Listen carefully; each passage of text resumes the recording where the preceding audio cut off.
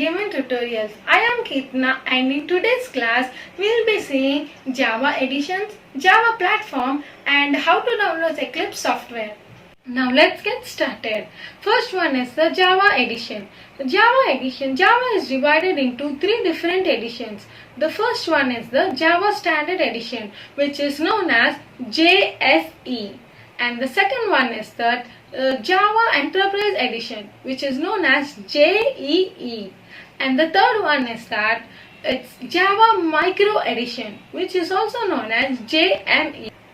JSE is the minimum requirement for any Java application. It is used to develop apps or standalone apps or Windows. It is also known as the core Java. For example, it is used to develop Window Media Player and Notepad. The second one is Java Enterprise Edition. It is mainly generally call it as Advanced Java. It is mainly used to develop both the web applications and well as the mobile development applications. And the third one is JME, which is nothing but Java Micro Applications. It is only concentrated on mobile developing application. If you want to develop a mobile application, then we use this type of edition of Java. These are the three various editions of Java. Now let's discuss about the Java platform. Java platform mainly consists of two essential components.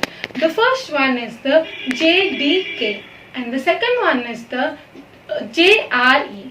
JDK is nothing but Java Development Kit. It is mainly used to develop Java applications or applets.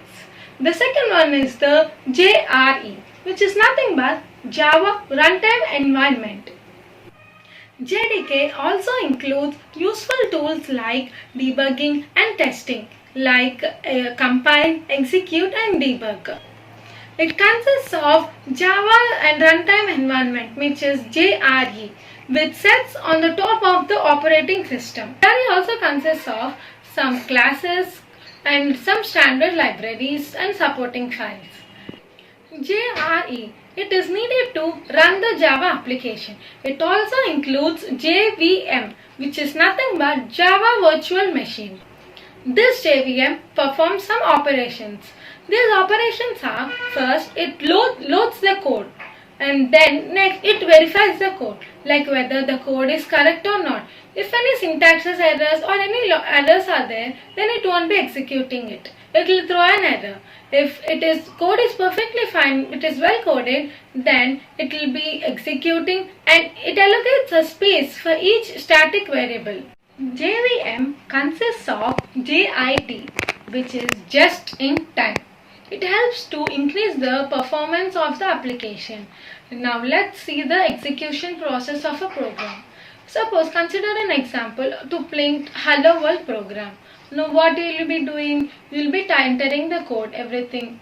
Now if I'll be saving it with the help of for example, consider the file name you are keeping as hello. So I'll be saving the file as hello.java.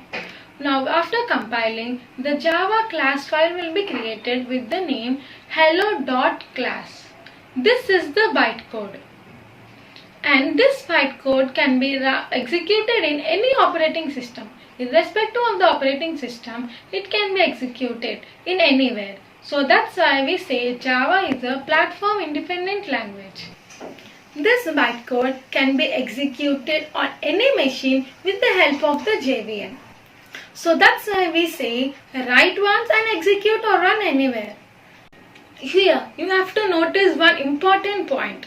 The bytecode which we get is irrespective of the OS operating system.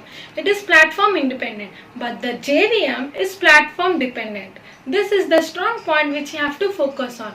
Mainly the confusion occurs here. The bytecode generated is platform independent, but the Java Virtual Machine, which is JVM, is platform dependent.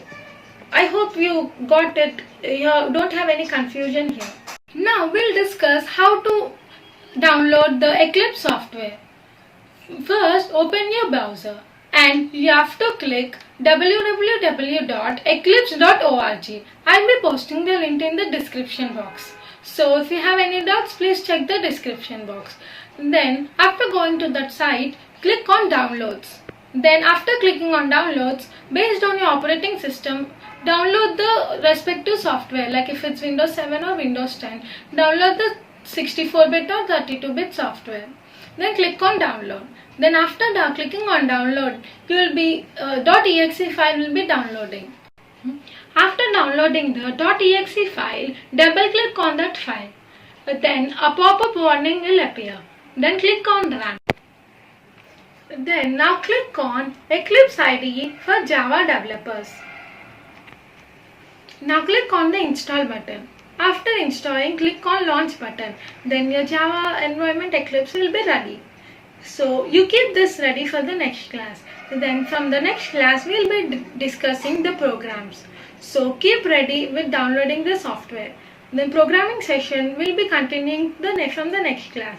I hope you don't have any doubts for downloading the software. If you face any difficulty in downloading the software, please don't forget to keep in the comment section.